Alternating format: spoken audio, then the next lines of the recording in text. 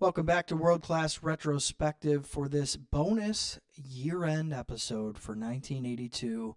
And boy, do I have something special for you guys. Of course, my name is Austin Skinner. And for this episode of World Class Retrospective, I have a wrestler spotlight for you. Our very first with the one, the only, Wild Bill Irwin. Now, I'm super excited to present this to you guys. Wild Bill was very gracious with his time. He gave me about an hour of his day to sit down and speak with me about all things 1982 World Class and a little bit more.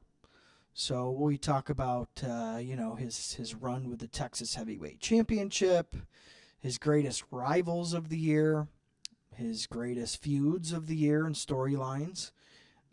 Plus much more. So I think you guys are really going to get a kick out of that. Stay tuned because that's coming up next.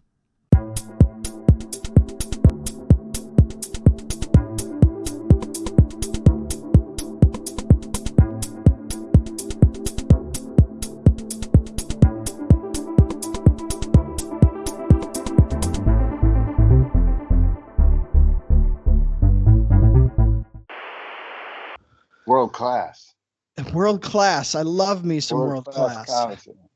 It doesn't get enough attention, in my opinion, which is one of the reasons I started the podcast. To bring a little bit more notoriety, especially with the movie coming out and all that sort of stuff. It just seemed like a good time to jump on it. Oh, I disappeared because I dropped an earplug, but go ahead. I hear you. Well, did you see the movie? I was just going to ask. So I did enjoy it for it being a movie, maybe not necessarily a historical document, let's say. My biggest gripe with it was, where was Wild Bill Irwin in the movie? Oh, wow. It's a movie. They put in who they want. I don't know. Nobody ever talked to me about it.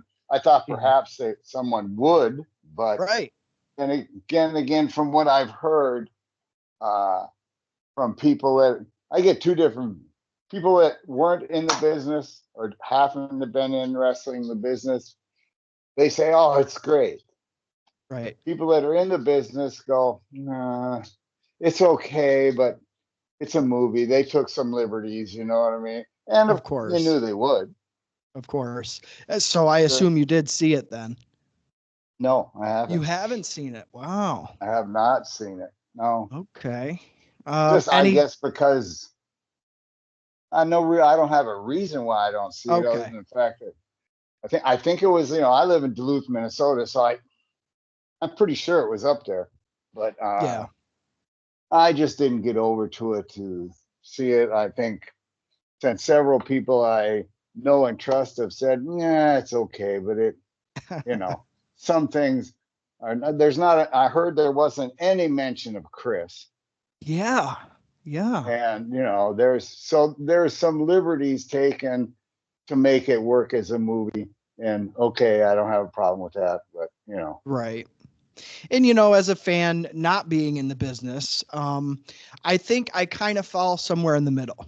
I really enjoyed it for the fact of, hey, it's bringing a light to world class wrestling, which is in my book always a good thing.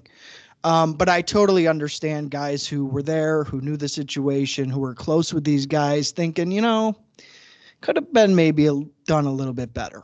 So I feel like I fall somewhere in the middle. Yeah, it's a movie. Yeah, exactly. Well, speaking of world-class championship wrestling, let's kind of start, if we can, from somewhat the beginning here. You're coming pretty much from Mid-South, Central States wrestling territory. When do you remember kind of joining up with World Class?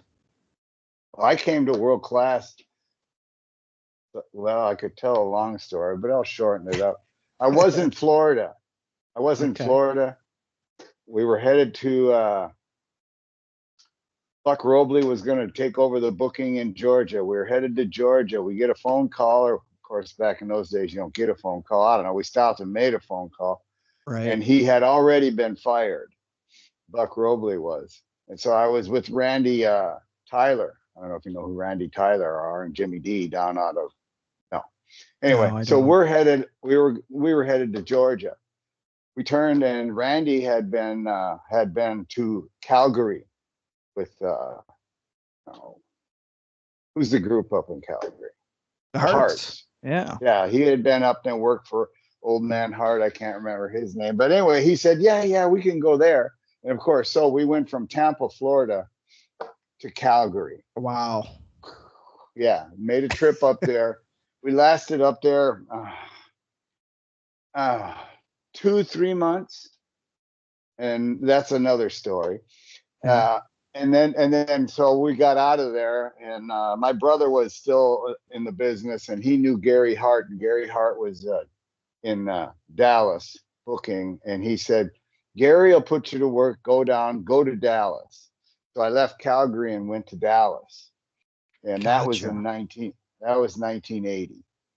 80. Okay. I wasn't sure if it was 80 or 81, but I knew it was somewhere around there. No, it was 80. It was like September of 80, because I remember when we got down there, there was a pool at our little apartment complex, and people that we met later thought we were crazy. What are you guys doing out there in September at the pool? Yeah, coming from Calgary. Right? That's why. Yeah, exactly. And we grew up in northern Minnesota. That's why we're at the pool in September. But yeah, so it was I want to think it was September, and I'm pretty sure it was 80. Gotcha. Well, so you're already pretty well traveled by the time you hit Dallas. What do you remember as far as towards your beginning, the biggest differences from the Dallas territory to say somewhere like Calgary or Florida, Mid-South? Was there anything specifically that kind of stood out for World Class once you got there? At first when I got there, it was just a wrestling spot. But as we went along, and I was just Bill Irwin. And when I got there, they were just starting the World Class thing. Actually, it hadn't even started yet. And we were in there, and Gary was there, and we had some good people and had some good talent. And Fritz came. I don't know who went to who, but somehow he got on that the World Class tape, which was on that religious channel. Right. I don't even remember what channel it is, but it went all over the country. Yeah. And when we hit that, that's when everything really kind of changed, because a little bit of change in the attitude and the change in what you're doing in the ring and around the ring. Because they told us when they're okay, we got a new group coming in, we're making a new TV, we're going to do it every Saturday night. The guys are going to be on the aprons with you. They're going to be right in your face with the cameras. Don't you dare touch them. Right. You can't touch them. And just, you got to work with them.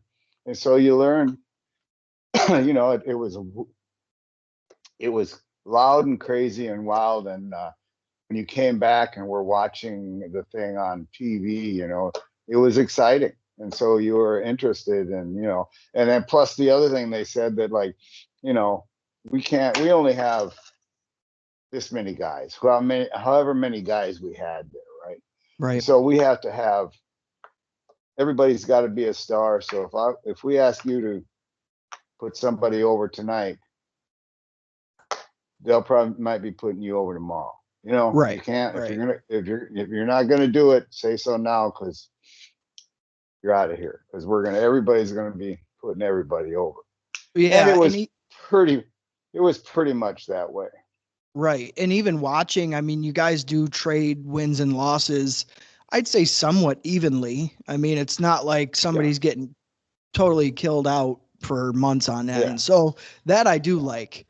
I'm glad you brought up the television. I wanted to ask you a little bit about that. Was there like because you're kind of there for both sides, it starts to get weekly by 82 for sure. Is there like an all hands on meeting that says, all right, guys, this is how we've been doing it. This is our new direction. This is what's going to change. Or is it just kind of as you go, you guys are learning these changes? Well, no, there was I don't specifically remember a meeting, But I remember that we knew that this new wrestling, the new TV was coming. I think there was a meeting about that and how it's all going to work. And, if we ask you to do this today, tomorrow we'll ask someone else to do it and do you a favor back and forth. We're going to need people to put people over, and next time you'll go over, and that kind of a thing. And, and so everybody was in on it. And of course, at first, you're only in on something as long as it's working for you. And, so it seemed like it worked for everybody because everybody stayed and everybody was happy. And we were doing a lot of running and gunning, but we had good houses, right? Yeah. And everybody was happy. I think that's part of the deal. Yeah, totally. I mean, that's a big facet of it. And I mean, if guys aren't enjoying themselves, I think most of the time it comes across. So, I think that the product at the time, even as early as 82 for World Class, comes off as like this dynamite, exciting, different show. I want to ask you too, you mentioned houses and the crowd being hot. Is there anything specifically you remember about like the crowd atmosphere of the Sportatorium while you guys were doing these shows? Well, the Sportatorium, that's another thing. And the other thing was it's Dallas, or it could have been almost anywhere, but you're talking about a well-established venue, right? Yep. It is not brand new. It's not brand new. It was anywhere from brand new. Halfway burnt down. Yeah. And it had the look and the ring in there and the people around it. And when you came to the ring, it had the look of, whoa, this place is wild. And it was, a lot of times there was a lot of people in there and there was craziness all around. So, but I think that made it, right? Yeah. I think the venue made it, and then I think the workers made it. The Von Erichs made it because they were young kids. I mean, they were 20 some years old, the same as I went down there. What was I? I was 20. I want to say I'm probably 29. Okay. Right. And but I met Carrie and Kevin down there. I had met David before. And they're right in the time frame, I'm a little older than they are or were, but we all grew up in the same time frame, right? With the business, pretty much. Yeah, and I'm talking about time frame as in the world that we grew up in. We all grew up with the same situations and everything going on. There was, pot smoking and all the stuff going on, and nobody was. There was nobody that was. So I think it all fit because we all fit. Yeah. And that makes sense. Pretty much fit. Yeah. Now is World Class somewhere where you have to worry about, like, you go out to your car and your tires all four are popped, or is it not really quite that kind of rabid? No. Okay. It was wild, but there were cops. Right. That's the other part of the thing. There was a room you didn't want to get thrown in. Oh. Okay. As a fan that gets too excited, does something stupid, there was a room that the cops took you in. You didn't want to go in there. Gotcha. I don't know what happened in there, but you just knew better, right? You learned you don't want to go there. Yeah. And so the cops were there, and they were, pretty strong. We also had, Lonnie and Bill Cobble, the guys that walked us to the rings, the guys in the cowboy hats. Yeah. Now they were nobodies, really. They had no official capacity other than the fact that they were friends of the family and they're allowed to walk the people to the ring. Sure. They weren't cops. They weren't underneath detectives. They weren't nothing. Right. But hey, perception's reality, right? You see these two guys walking. It worked. Yeah. It worked. So, on we went with it. But there were policemen all around the place.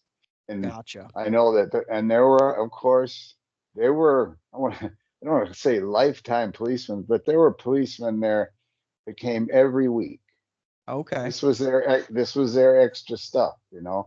This Right. is their working extra. This is their deal, and that's where they came and don't mess up my deal. Right. Keep the order, man. Don't, Keep the peace. don't you know. So it was pretty clean.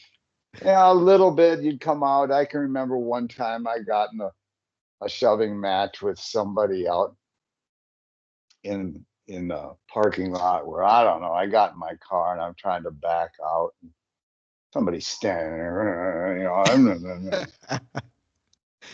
Yeah. You know. Yeah. And of I course, can imagine.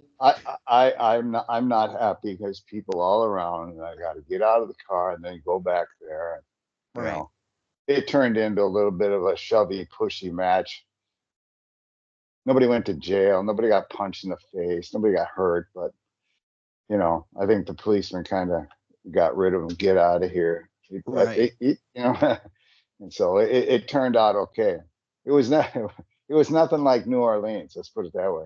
If you've ever heard stories of New Orleans. Oh yeah. Oh yeah. From mid South. It's not quite that bad. Gotcha. And yeah, that's, I guess, where I was wondering, because you don't hear so much about that. You know, it's, and kind of going back to something you pointed out, I'm not sure who said it before, but it does come off almost like a Roman Colosseum, like down onto the ring with people all sides. So it's the feel is definitely part of the show. So I'm glad that's. It was wood benches with wood backs. It wasn't right. cushion seats. Right. I mean, these aren't really comfy things. You know what I mean? Right. Yeah, so it's like stadium wise. And the people that came there came every week and sat in the same spot. Right. Right. Always the same little old lady at the edge of the row. You know, that's where they were. And the loyals. God, don't take their seat. You know. Right. So yeah. Okay. Yeah. Well, getting a little bit deeper here into 1982, you can't talk about your 1982 without mentioning the NWA Texas Heavyweight Champion. You're the guy in 82 that's kind of carrying that flag.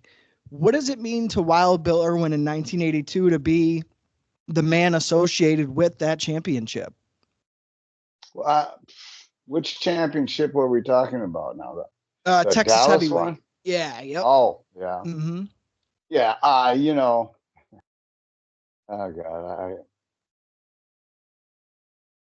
it's hard to explain. I guess in one respect, I guess I can explain it in the way it was told to me. It says, hey, you have to work harder when you carry the belt. You know why? Because you get paid the same money, but you got to carry the damn belt from place to place to place. Yeah. You know, although running that and being on, I think I was a TV champion for a long time also, and doing that. I don't know. I'm not sure if I was a Texas heavyweight champion. I just remember that all of it down there kind of, you know, was fine. And running every night, we'd go, you know, every day we would run somewhere. We barely had days off. Yeah. We would go basically 6 to 7 days a week, and sometimes twice on the weekends, you know. Sure. Running down, we'd head south down into, I called it the 210 tour. Because we went south in South Texas and down to Victoria and down around the little towns down south down there. Yeah. And it doesn't matter. It doesn't matter what the hell the deal was. We got $70 a day, you know. Wow. 210 tour, and you know, it was okay because you go down and you came back, you know, stayed over, had hotels for 2-3 days, but you're running with the boys, and so it wasn't bad. Right. But yeah. Right. Just an extra motivator, if anything. It sounds like carrying, you know, that kind of stuff. Carrying the belt, when you're there and you're doing it and you're carrying the belt, the only thing you know is that you're going to get interviewed and talked to, and you're going to be up on the card more. when you go out there, yeah, you want to perform well and do well, and to do that kind of thing. But as far as I guess the only prestige is to it at this time in my life, when I look back about it, the only prestige was that they thought that you were good enough to carry it. Right. Right. You could, you had enough talent to carry the thing for them. Hey. It must have been true, because here we are talking about it 45 years later. Yeah. And I do remember. I do remember carrying that the TV title. Okay. Because I don't necessarily remember carrying that championship so much. Yeah. I've been hitting the head with steel chairs. Well, that could do it. Yeah, that could do it.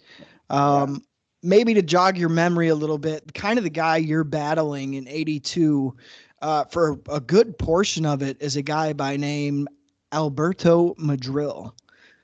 Big Al Madril. Yeah, he's one of your main adversaries here in 82, as we've been talking about on my show. Any memories working with Al? Any idea what he's up to these days? I do not. Okay. Al, I don't want to say Al was Al. Al was a good guy. He was good in the ring. Didn't have a problem with him. But he might be a little bitter now. Back in the day, he was sometimes he was kind of sour a little bit. Not that he didn't when he went in the ring, everything was fine. Yeah. He didn't always seem to be that happy about everything. Gotcha. I didn't have, but Al and I, we worked like every night, months at a time. Yeah. We could do it blindfolded. Right. Yeah. Al was good. I would say, out of a lot of the guys that we've kind of watched you go up against, he's one of your main adversaries. And I think you both are unsung heroes of the show. The Von Erichs are bringing people in, but your guys' matches are tearing the house down a lot of the time. So. Yeah, that's the thing. The main characters almost everywhere you go. Yeah. Right? The ones that have the names that draw, if you will, draw people in are supported by the underneath talent that puts on a hell of a show. Yeah. They're good. If you don't have the underneath talent, you're one good match on a night isn't going to make it. It's when they like to see all the matches. Yeah, no, I totally agree. So. While we're talking about the Von Erichs, I have to ask, you've probably been asked before, do you have a favorite Von Erich that you worked with? Because I have a personal favorite that I think you work best with, but do you have a personal favorite? I would have to say it's David. Okay. Now Kevin was easy to work with. Yeah. Not as easy as David. Kerry was easy to work with. Not, the one that was a little, sometimes it was Kevin. Oh, okay. Kevin was a little bit, not that he was hard to work with, but he was a little bit oldest son, bullhead thing of, I got to look good out here. And, so. Yeah. When you wanted to take over on him and get some heat or that kind of thing, he wanted to fight you back about it, a little bit. Not that it was really a fight, but he just didn't go to selling or give up on one bump or something. Made you work for it. You're gonna have to get after him, And Mike and Chris. Well, Mike was all right, and Chris was Chris. Yeah. I worked with all of them, Yeah. Well, I think I did an hour Broadway with Chris once. Wow. In the Sportatorium. Wow. So. Yeah, I have to say, watching again, specifically 82 in this case, I think the best guy in the ring chemistry wise with you was Kevin. I would have voted Kevin for you. Oh yeah. Yeah. Yep. especially your guys' battles, kind of in the mid year 82. You've got it right. Kevin was a battle. Yeah. He's, not that he's not going to, he's not like he's got to, when I say a battle, I say it because, you're not just going to take over on him, you're going to have to fight. And even when he's, when it's your time to shine, he's going to fight you back on the whole thing. So, yeah. they were all three of the, Kevin, Kerry, and David were all good in the ring. Mike was good in the ring until he wasn't. Yeah. And understood. Chris was all right in the ring. He was just too small. I mean, I hate to say it, but there's small wrestlers around, but he had, what was it, asthma he had, or and I think he had his bones were like brittle. I know he was prone to injury. I know that, when I worked with him, I worked a couple times with him, and I guess, it was easy enough. He knew the stuff. Yeah. Just the ability to get it over, I guess. Yeah. I don't know. Yeah. And plus too, with the pressure of the last name, I think, in your mind, you want to be something, and then in reality, you're not necessarily that something. So it's just a hard way to. Yeah. And Mike Von Erich did not want to be a wrestler. He wanted to be in a rock. He wanted to be a rock and roller. Right. I've heard that. He wanted to be in. He was tried to be in a band, but when I first got down there, he was trying to be in a band. He was young, out of school, or maybe just senior year. I can't remember. But no, you're gonna be a wrestler. Right. Yeah. So I you could sympathize with him. So he was fine. Yeah, and he was fine up until the fact that he they had that shoulder operation for him. Yeah. Switching gears a little bit here, and maybe you remember, maybe you won't, but a lot of things that we hear in 82 is this chant of Chauncey at you. The crowd really gets after you with that. Is that something that the crowd just came up with, or what is can you remember the background of that Chauncey chant? Yeah, I do. Who is booking it? God dang it. Got to be Gary Hart at the time. Gary Hart.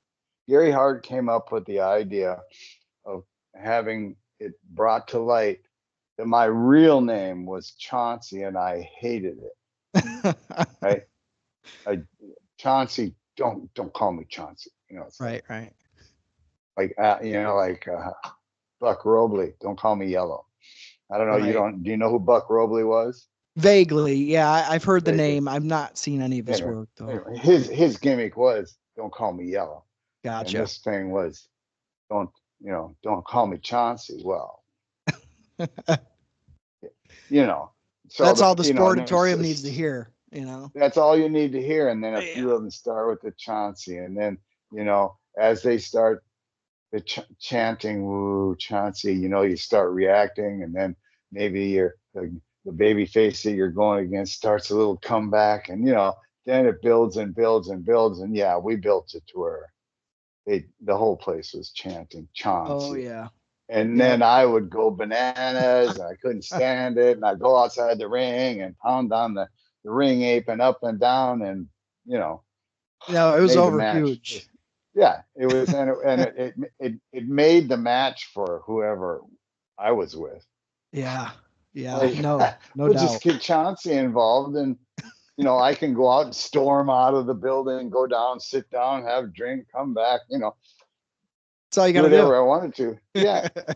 I was just out there entertaining. So yeah. No, it made it very easy. Yeah.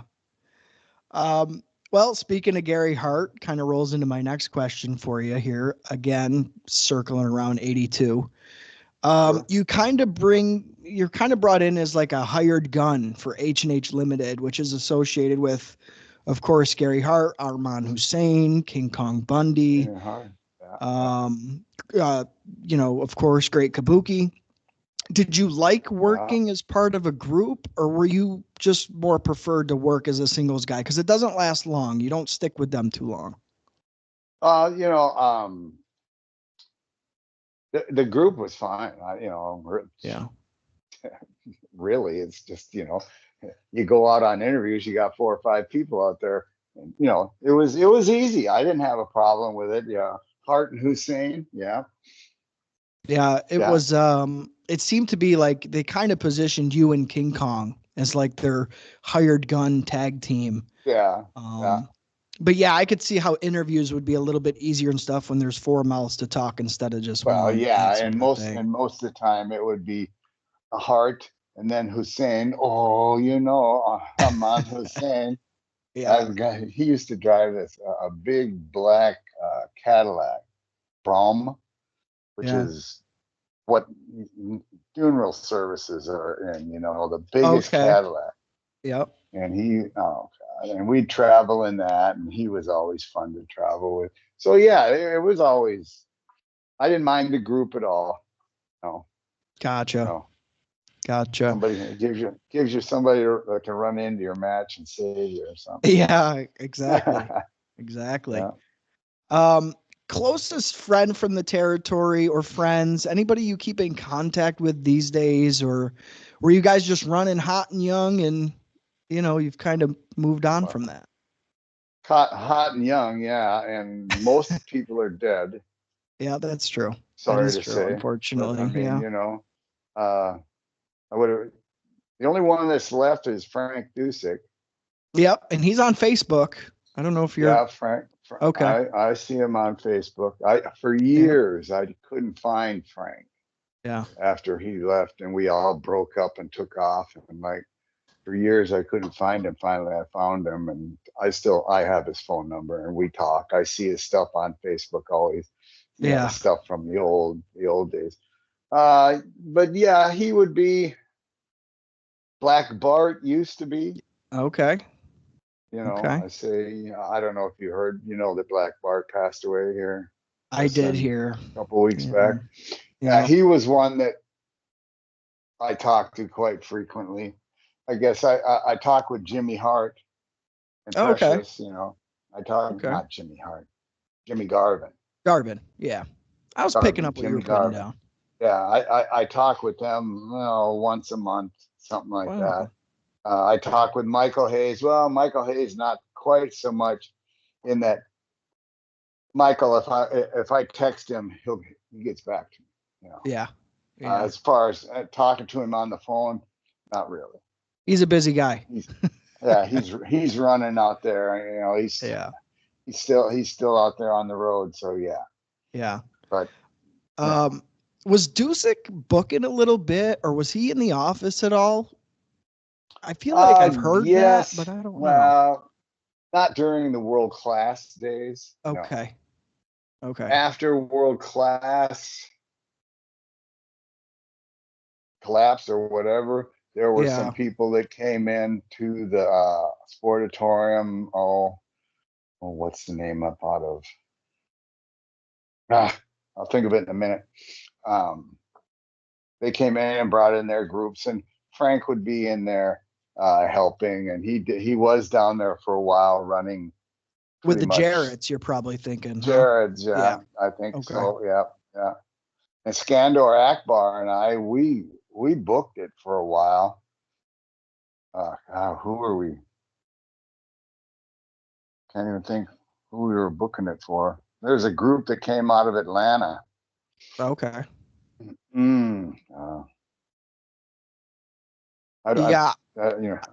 I just wasn't sure. I knew that. But yeah, Frank Dusek was in there booking a little bit, but not that long. Sure. I have to also ask too. When somebody, if you're at a convention or one of these signings or something, when somebody asks you about world-class championship wrestling, what's like the first thing that pops into your mind about the old days? Memory specific, or, what's kind of like the first thing that jumps out to you? I don't know. I guess the things that I remember about the world class was that,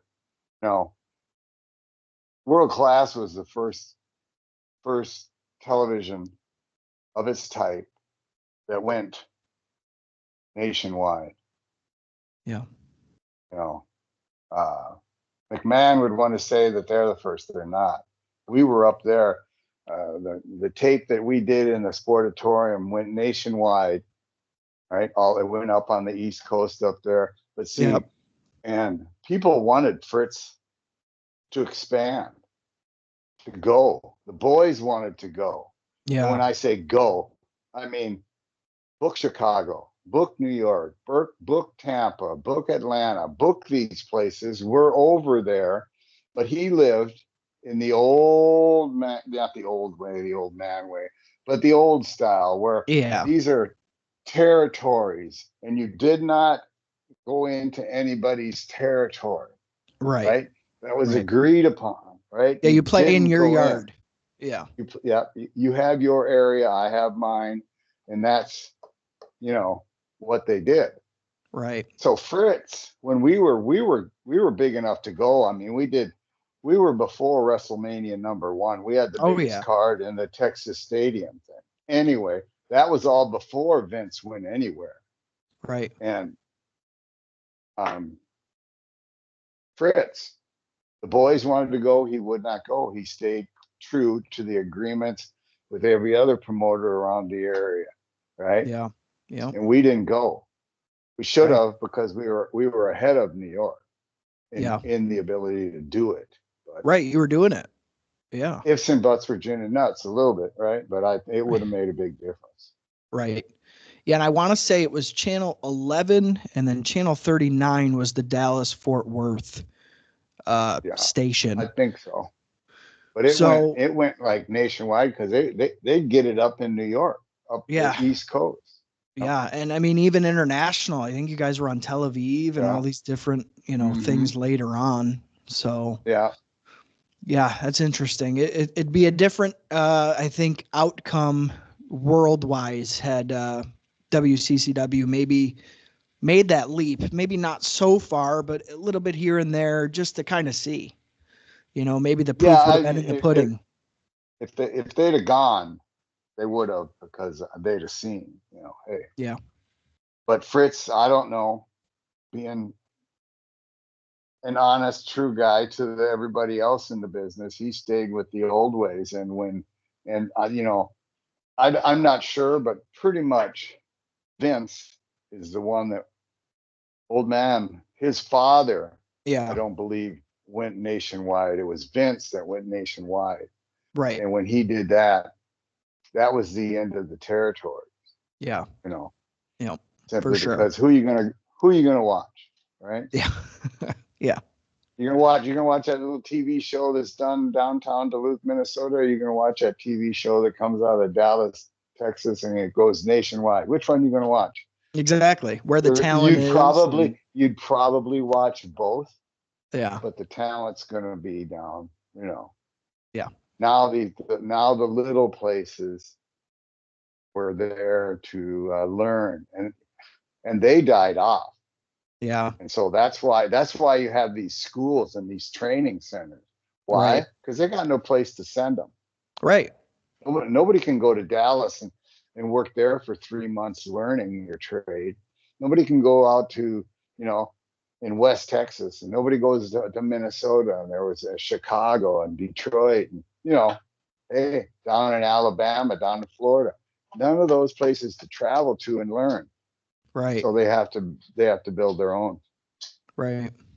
Yeah, that's a good point. I mean, I think that in a way, between the independent scene and these little training schools popping up all over, it's maybe a lesser version of what the territories used to be. You'd get these little local guys, local shows, but yeah, it's sometimes I almost wish that the territory system still worked and was still a thing, because I think you just get better competition for viewers, talent, everything. Well, your talent gets trained. Yeah. You don't,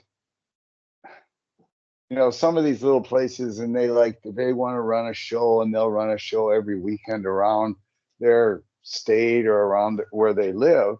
And that's fine. They're having a good time. You know what I mean? They're enjoying themselves and they're having fun.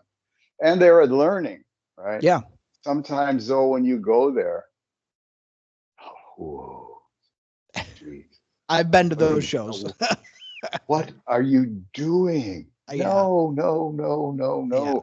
You're not here to kill that guy. And that's the other thing is when you're getting trained, you got to be trained by some of the old timers, and you learn real quick. Don't do anything to hurt your friend or the guy you're working against.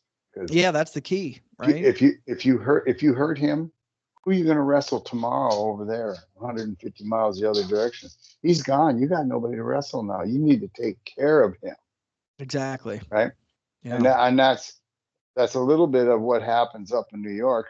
I don't think there's enough of that drilled into them. But those guys they're flying to try and impress and move up the ladder too, and they're doing some shit. Oh God! Come on. I see stuff happen. I'm going, oh God! I hope he lived. Yeah. No, I know. They land on their heads and their necks, and and so, and what was it, Big E, or what was it? He's gone because he landed on his neck or his head. Yeah. So you need to be trained and taught that you take care of the other. Right. And you know what? Just a little kind of background on myself. I trained for a couple of months and I was blown away as a fan. You watch this stuff. Once you're in that ring and you realize, down to the footwork, the kind of work and attention to detail it requires, it's very sobering to see from that side of things, how much it takes to be not only a star, but to start. Let me ask you a question. How hard was it for you to learn to hit the ropes? Oh my gosh, I was probably the clumsiest in class, and even before I'm hitting the ropes, walking around in a standing lockup and not tripping over your own feet. That was a mind melter for me. People don't, I had a ring. I still have my ring. If anybody out there wants to buy a ring, contact me. I've got it. Anyway, point being is I had it up and people would come in my back garage for a little while and get in the ring. And the thing that they learned the quickest is, oh God, what this isn't easy, because people want to come to and they think, oh yeah, let's do it. And all right, we'll do a couple hours. Oh, a couple. Well, by the time a couple hours is up, you can, if they're at least somewhat athletic, did sports or do some sports or whatever it is, have a little bit of footwork, you can get them hitting the ropes and, back and forth, and you can get them going on that pretty good. And by the time they're done learning to hit the ropes, their side is sore, up underneath their arm is sore, bruised, your hip is sore. Yeah. And that's it, and then you got to make sure, a friend of mine, he was a hockey player and he was over in Sweden. He did all this stuff, but he would come to my house and he was older. He did his time in hockey and he'd get in the ring and he's crazy and run around. And I was explaining to him, Skeeter, his name's Skeeter. Mm-hmm. When you hit the ropes, you put your elbow up over it and you grab that top rope with your hand and it'll catch you under the arm. The other one will catch you in the hip. You can go in and it'll shoot you off over there. And you do the same thing. It's about 3 steps across. That's it. Right. Boom. And then you hit it and you grab that top rope. And he goes, well, why do I have to grab the top rope? Because if you don't, someday when you're sweaty, you'll hit that and it'll shoot right up. That rope will hit you in the back of the head, knock you out, and you'll fall off onto the concrete floor. Yeah. Oh. All right.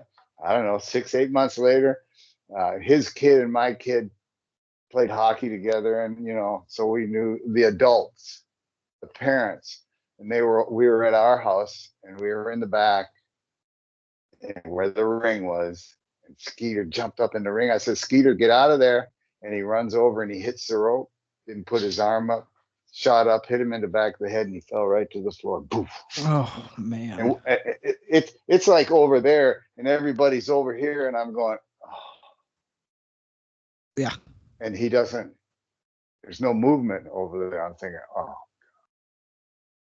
And then all of a sudden, you see a hand come up. Exactly what I told him would happen. Yep. If you didn't do it right, and it happened to him, and he went right onto the floor. Yep. And you fall right on your head, because your head goes out first and your feet are up here, and you go right to the floor on your head. Yeah. And so it happened to him. So you just getting in the ring and running back and forth, hitting the ropes isn't that easy. Yeah. They make it look easy, but. Oh, of course. You got to make it look easy, and then doing a crisscross and stepping over, leapfrogging, all that kind of stuff. Turn arm back. And you got to get up in the right direction. You can't go the wrong way, because then it takes too long when you spin around. You turn around, the guy's going to run you over. No, you got to get up, all kinds of little stuff that goes on in there that nobody really realizes. But yeah. And that's after totally about true. After about an hour and a half, 2 hours, they were beat up and tired, and they, this is great. But, some came back, many did not. And not that I was trying to beat on them or stretch them like the old nature days, of the beast. They want to put a squeeze on you. I'm just showing you. You want to hit the ropes? Here's how you do it. Right. Don't, so, yeah. Have you ever considered? I mean, I know that you're retired and you're probably enjoying retirement, but have you ever considered opening up a school up where you guys are, or? Well, I had somewhat of a school. Yeah. I've got a big garage in the back. My ring is a 20 by 20 ring, just like Vince's rings. Mm-hmm. Right. I have ropes on it. You know what I mean by a rope? Oh yeah. And not cables. Not a cable through the hoses. Right. And so it's just like Vince's. It's an older ring, but it's still good. On the bottom, I've got polyurethane packing foam, about 2 inches like this, big sheets that cover the floor. So it's a good bumping ring, but you get out there and get pounded on. It ain't easy. No. And yeah, I had it up there when I first got home years ago when we moved back. I thought, I'll do a little training. I knew damn well it wasn't going to be, a big money maker or nothing. But, you can't just quit. So you're going to train a few people. And so I did. But, after a while, it's the ones that wanted to come would come, and then they find out it's not easy. Yeah. And then a couple that make it through that, to a point where you would say, you can go. People would call them and they wanted to go work here, and they'd ask me, and I go, no, you're not ready. No. And sometimes they just go, Yeah. And then they'd get hurt. And I told you.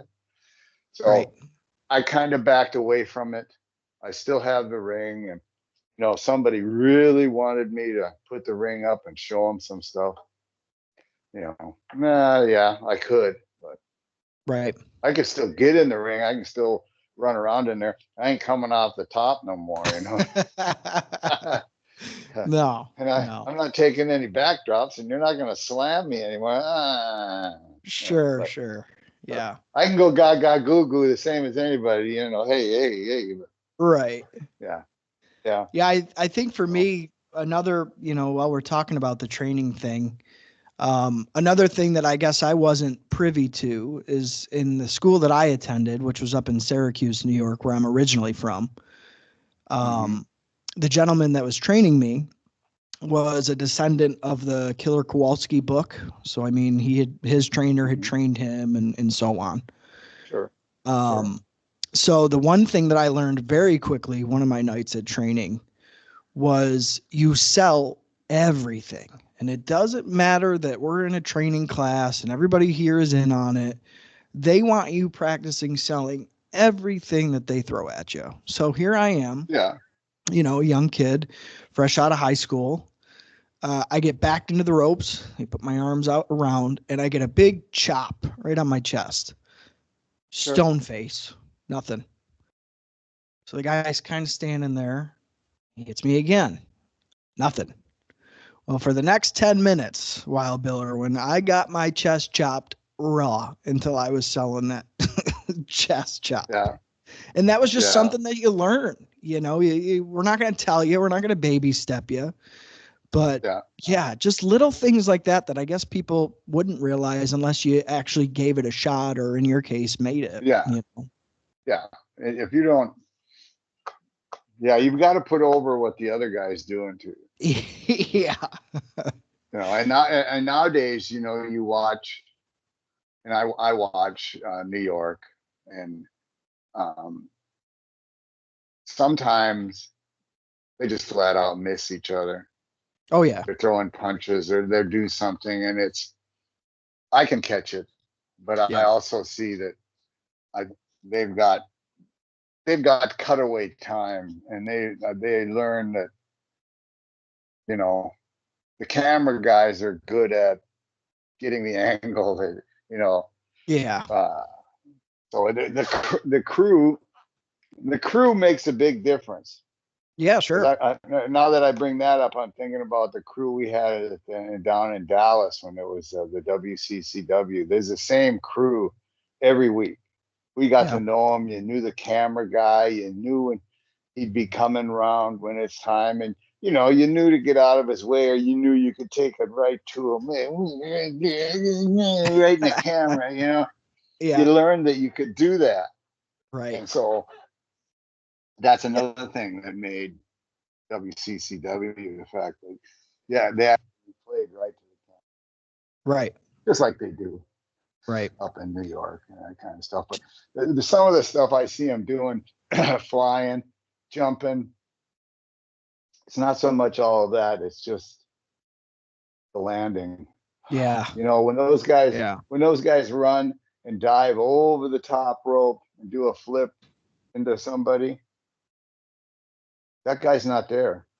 Right. You're in trouble. Right. And if they're not all bundled up right there, you're going to hit the concrete. You're going to go splat, probably. Yeah.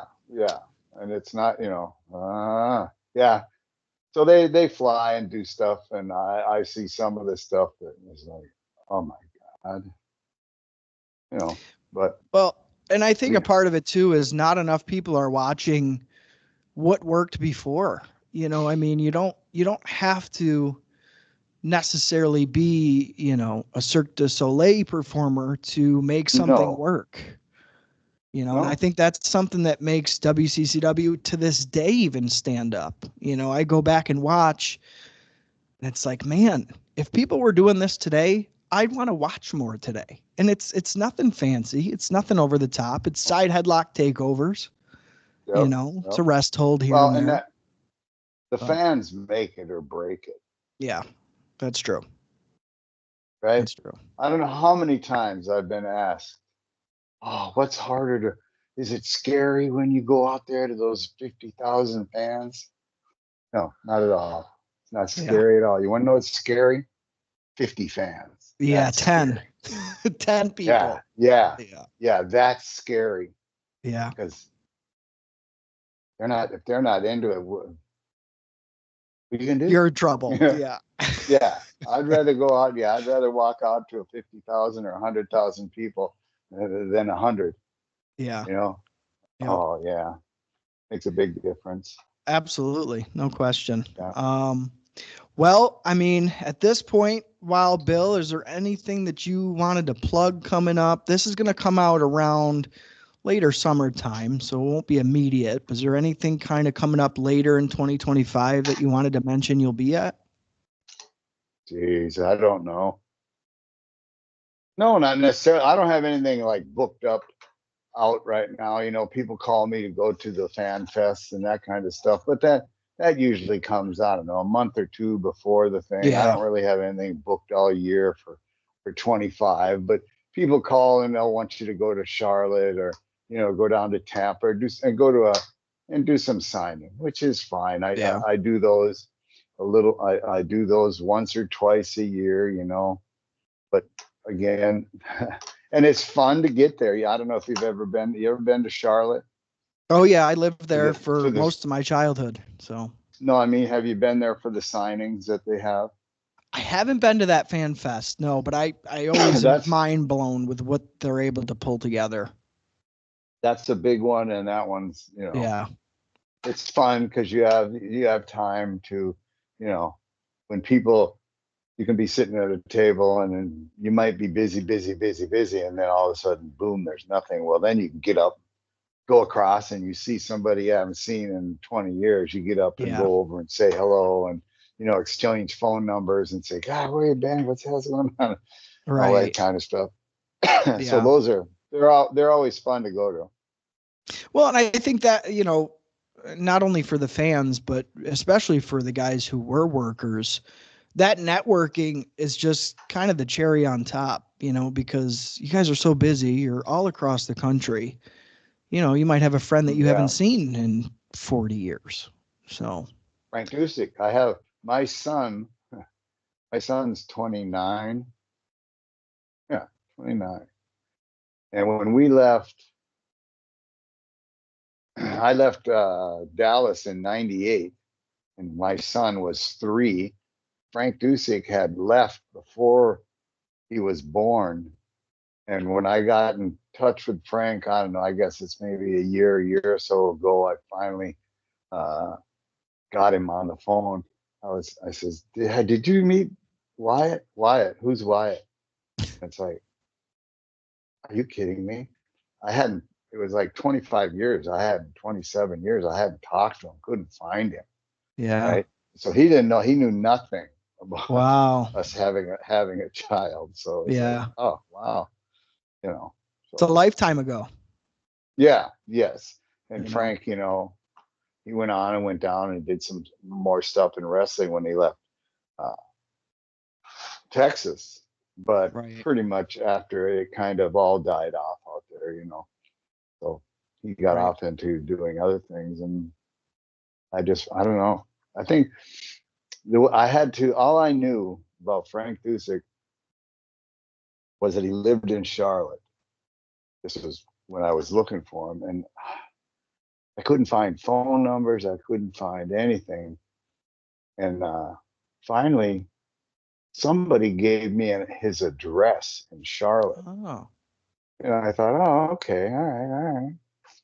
I don't know if I wrote a letter or anything like that, but the first time I went to Charlotte, which was about a year and a half ago now, I'm going to Charlotte and I'm in a car with somebody taking me to the Charlotte hotel there. I go, hey, is this address anywhere along the way? Yeah, that's right off over there. I said, can we go there? Okay. So we go off and into the neighborhood here and, you know, find this house. And I go up and I knock on the door. Nobody's answering. Nobody answered.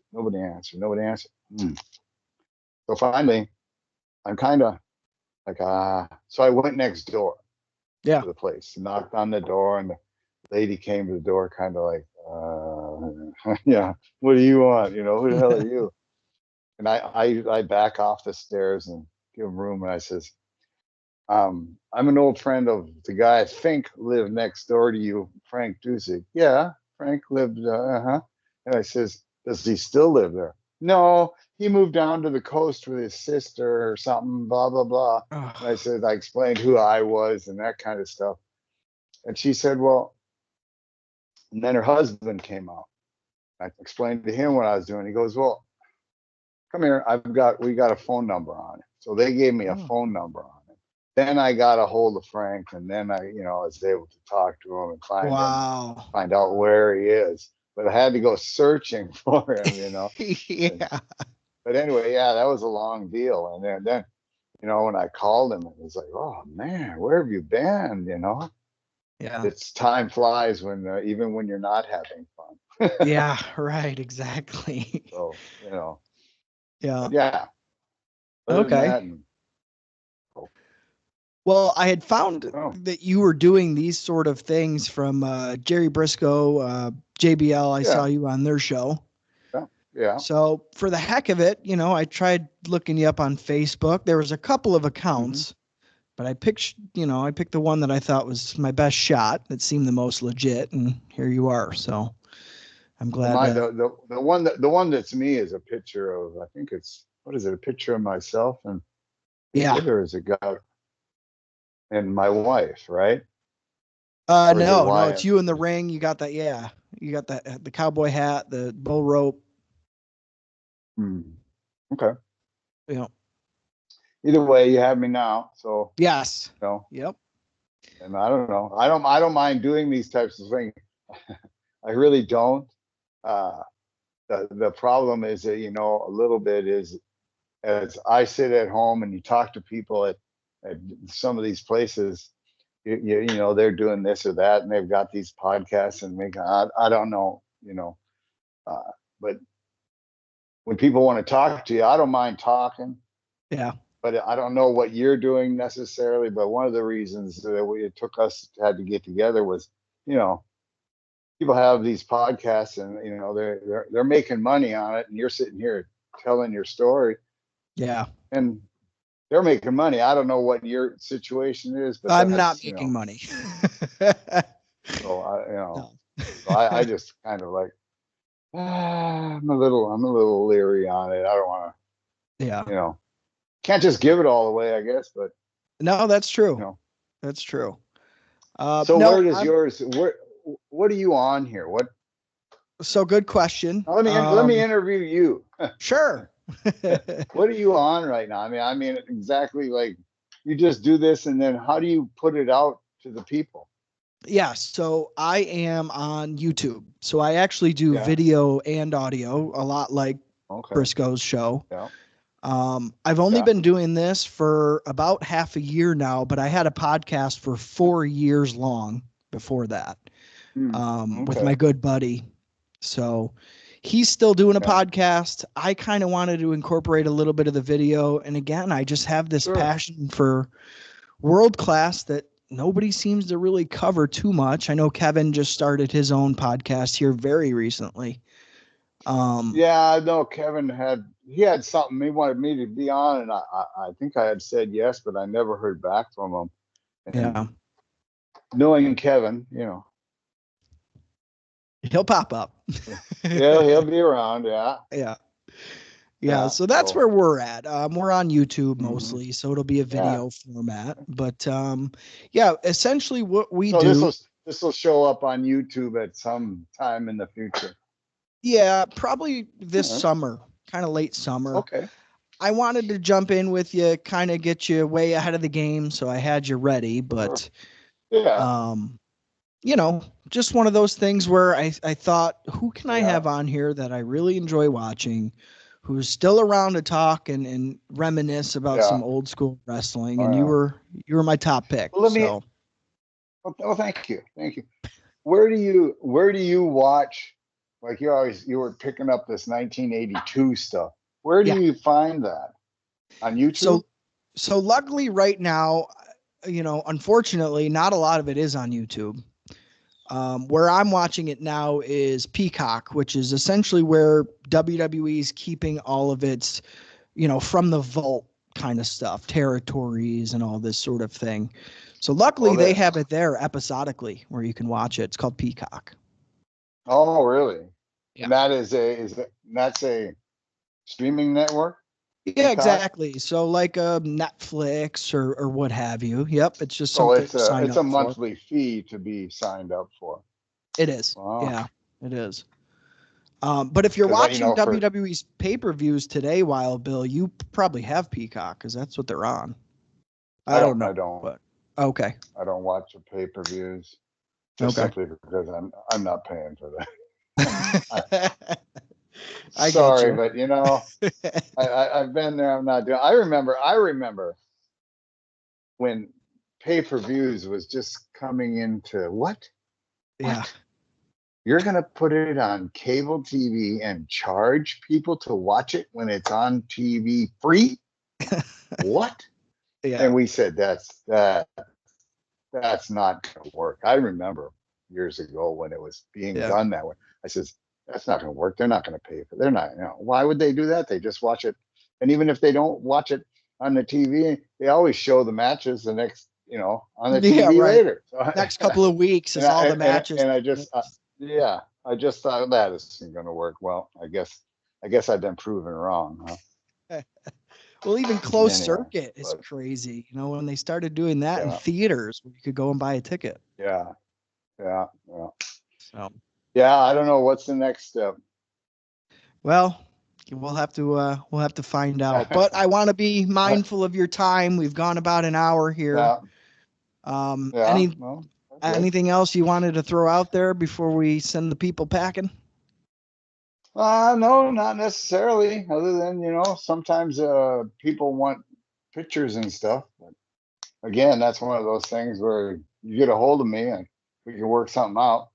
Yeah, absolutely. And you're on Facebook. That's where I found you. So. Yeah. I'm out there. Awesome. I everybody tells me, well, you know, if you're going to be on Facebook, and you should turn on the. I turn off all the dings and beeps and bops on my phone. Yeah. On all that stuff, because it never fails. I'm always, you know, right in the middle of something. The phone's going beep beep beep. So I just turn all of it off, and you know, I look at what I want to look. But if you keep trying, I'll find you. So yeah. Well, I appreciate you taking the time. You know, it's a huge honor for me to have you on here as a fan. Well, thank you. Thank you. Yeah. And if you're ever interested again, I'd love to have you on and pick your brain again. Yeah. Well, yeah. If you're interested again, give me a call. You know where you can find me, and maybe we can do it again. Awesome. Well, thank you again, sir, and we'll talk to you soon. All right, man. All right. Take care. All right. What did I tell you? Right? Again, big shout out to Wild Bill Irwin. Thank you so much for giving your time to a small channel like mine. It was an absolute pleasure to talk to you about world-class memories and the heyday of pro wrestling, I like to call it. Thanks again, guys, for sticking with me all of 1982. We got through all the weeks that are currently available. The Super Shows with Bob Colling Jr., my greatest gratitude is with you guys. I've really enjoyed making this my passion project for the last about year or so. So shout out to you guys. Again, follow us on the socials if you're not already. We are at World Class Retro on Twitter. Subscribe to us here on YouTube. And if you're so inclined and you're lucky enough, go find Wild Bill on Facebook. He might sign an autograph for you or sign a goon figure from the WWF, whatever you might prefer. Other than that, guys, we'll see you next time.